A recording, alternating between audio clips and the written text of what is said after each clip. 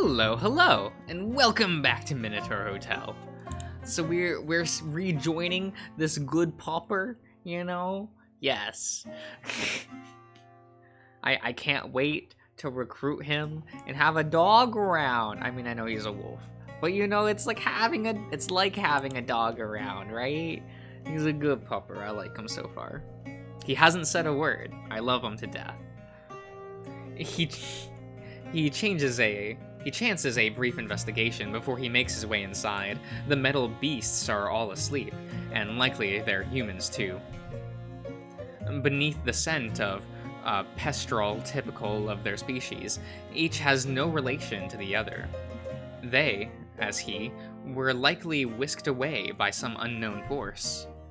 The wolf briefly contemplates lapping up the evening dew that has collected in the tailpipes of these vehicles, but a sharp chemical odor makes him think better of it. Given the choice between thirst and possible poisoning, experience leads him to favor the devil he knows. Still, he treads as lightly as he can, unsure what fresh dangers the night may hold. Though he is unsteady on his legs, the solid surface of the tarmac buoys him up. Unlike the sand beyond, it does not give way beyond him when he moves, or resist his every effort through it. As he gets closer to the hotel's entrance, a barrage of new scents gives the old wolf further pause. Layered atop the stink of a great many humans, he can perceive the distinct odor of livestock, and curiosity overtakes caution for an instant. If he can make a kill, the beast's blood could prove a valuable resource, a source of fluid refreshment. Even if it may make some trouble for the humans living here, whatever strange means has enabled them to survive in this foul place will likely not suffer much from the loss of a single animal. His need is great. He stalks on towards the source of the smell, trying to obscure himself by clever use of natural blind spots behind furniture and sharp corners. He catches sight of the quarry first, only to freeze up, struck by an alien sight of a bull that walks like man. When next he moves, a sheer shock makes him forget to mask the sound of his footsteps. Paw steps? He attracts the strange creature's attention. Hello, is someone there? If you're looking for a room, I can check you in. Do not worry about the late hour. It's no trouble at all. The wolf doesn't understand the bipedal bovine, nor could he answer if he did. Even so, he can sense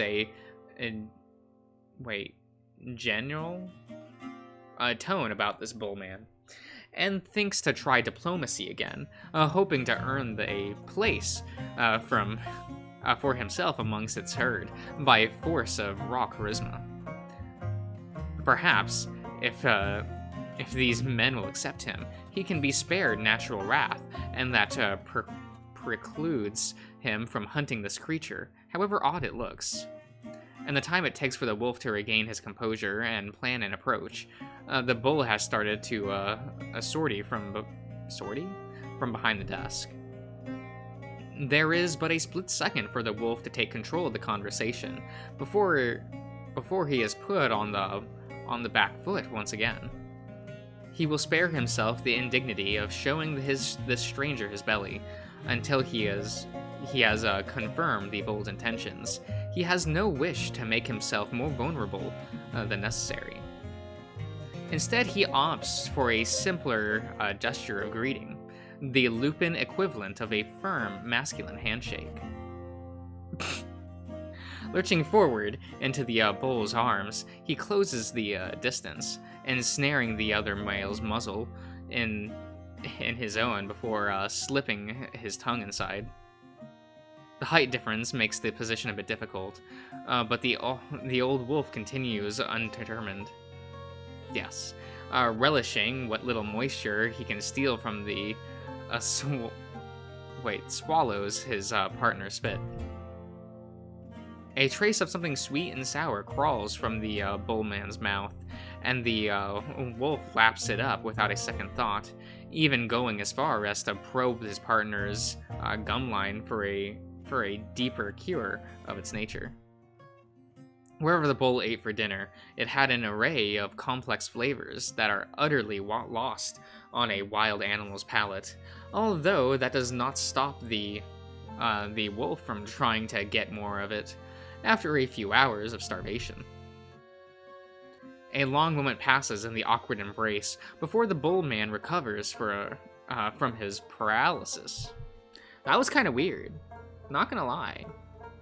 The moment he's regained his faculties, he shoves the wolf away with a panicked thrust of his arm, sending the beast tumbling to the floor with a pained wheeze. The upright ungulate immediately sprints off, bellowing at the top of his lungs. Master, help! A wolf is trying to eat me! Disheartened and disheveled, the wolf raises to his feet. Unsure as to the cause of the sudden breakdown in communication, he staggers away in the opposite direction, disappearing into the infinite corridors of the labyrinth in search of a safe place to rest. A wolf has wandered into the hotel. What? What? He's just around? You check your clock again. Asterion is taking an awfully long time fetching those check-in forms from the reception. Thoughts of what might be keeping the Minotaur meander be through your mind. Maybe. Is that what that says? I don't know. Before scattering as you are overtaken by the jaw-cracking yawn, you are about to give him a call when you hear the familiar sound of his hooves approaching the room from the staircase. Anon, aye. Asterion stops and rests, and to catch his breath. Asterion, what's wrong? I was attacked. There was a giant wolf in the reception. It jumped on me and tried to eat me.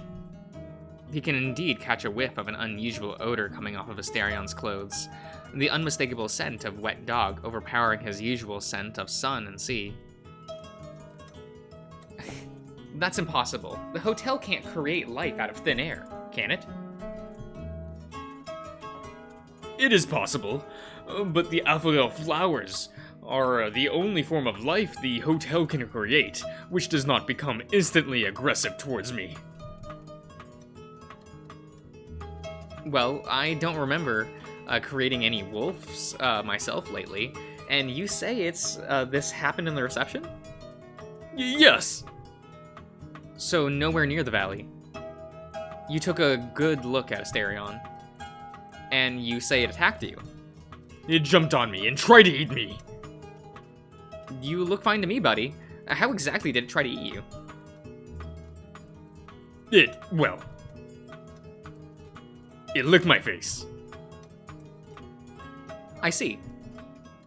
And you're sure it wasn't just some guest's very large dog? Well, it was larger than any dog I've seen. Larger enough to reach my mouth on his hind legs. That is pretty large, yeah. Where is it now? I don't know. I ran here, so... The check-in forms. I must have dropped them on the grand staircase on my way here. Why don't you take a seat and calm down, Asterion? There's nothing to be afraid of, alright? If this was something conjured by the labyrinth, it would have done much worse than try to lick your face, right? I suppose you're right. How about this? Why don't you go back to bed while I go pick up the papers from the stairwell? What sort? We can sort the situation out tomorrow. I'm sure someone will run into the dog, and maybe we could ask around to see if it belongs to someone. Yes, I can do that. Thank you, Anon. Okay. The following morning, you inform your staff that there's a large dog loose in the hotel, and tell them to get in touch if they find anything. Then you proceed to the daily planner. Okay. Wait. Dog? Dog. Dog. Dog. Wolf is unavailable, but dog. Wolf. Pupper. Why can't I do thing? I want to hang out with Wolf. I guess we'll wait. We'll do this. Baku? Confirm. Okay. A clay tablet. Do the thing. Okay. Okay, so it's mandatory. It's mandatory. Okay. We're not missing Wolfu-chan. However well life has managed to adapt to the most inhospitable of climates, there remain certain minimum conditions necessary for it to exist, and nowhere are those requirements more evident than in places where they are scarce, absent, or otherwise inaccessible. For daring to overreach, the wolf has earned only suffering. Gone are the days when he could slack his thirst at the first Brock? Find his bed underneath any tree, or satisfy his hunger with a simple hunt. Still, he retains his wits entirely about him, and no industry or injury deprives him of the robust constitution which has enabled his survival until this point. Trite as it may seem, life finds a way. In the time that has passed since his second diplomatic failure, the wolf has devoted himself solely to securing his means of sustenance. Whatever resources the bipedal bovine or his herd may have to offer in the future, he cannot rely on such a tenuous relationship in the immediate. A source of potable water is his highest priority, following any food and shelter. Thankfully, his nose is sufficient to point him towards a source of liquid refreshment.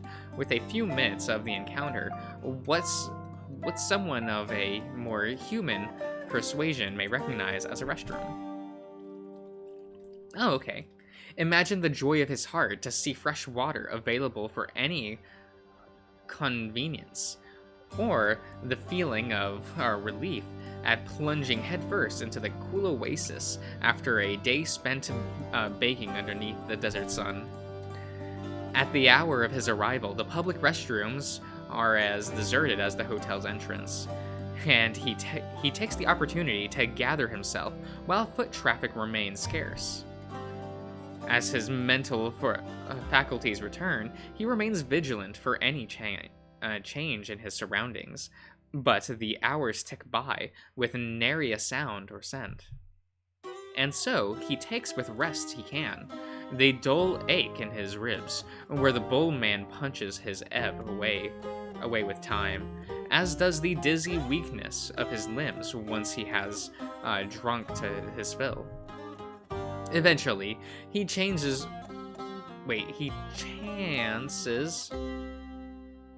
marking the watering hole as his territory. Though it is hardly a defensible position, it shall remain a key resource until he has been able to get the lay of the land and had a chance to accustom himself to the daily rhythm of his new abode. However, as he begins to work, a thought occurs. He notices no trace of man or beast who might contest his claim. Somehow, he is the only thing that can. Yes, the only thing that he can smell. Okay, it is no mean feat, especially for an animal who is used to tracking prey kilometers away by nothing more than an errant drop of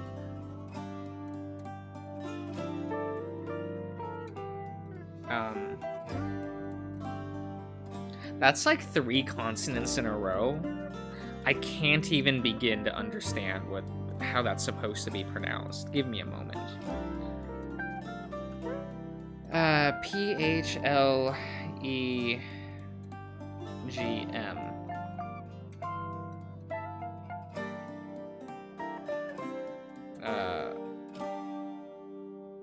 No, okay, no, no. Definition. There we go. Phlegm. Phlegm. I feel like there are letters that shouldn't be here. But that's okay. That is okay. A drop of phlegm from a runny nose to smell nothing. Imagine, if you will, what it might be like to open your eyes and see the sterile void, with only the reflection of your own body to remind you that you aren't blind. Think of being trapped in a pure white room, smooth to deny your sense of touch, and soundproof to deny you hearing. Fed white rice, unseasoned to deny you taste or smell, kept alive, but only just in an empty realm where loneliness kills the soul.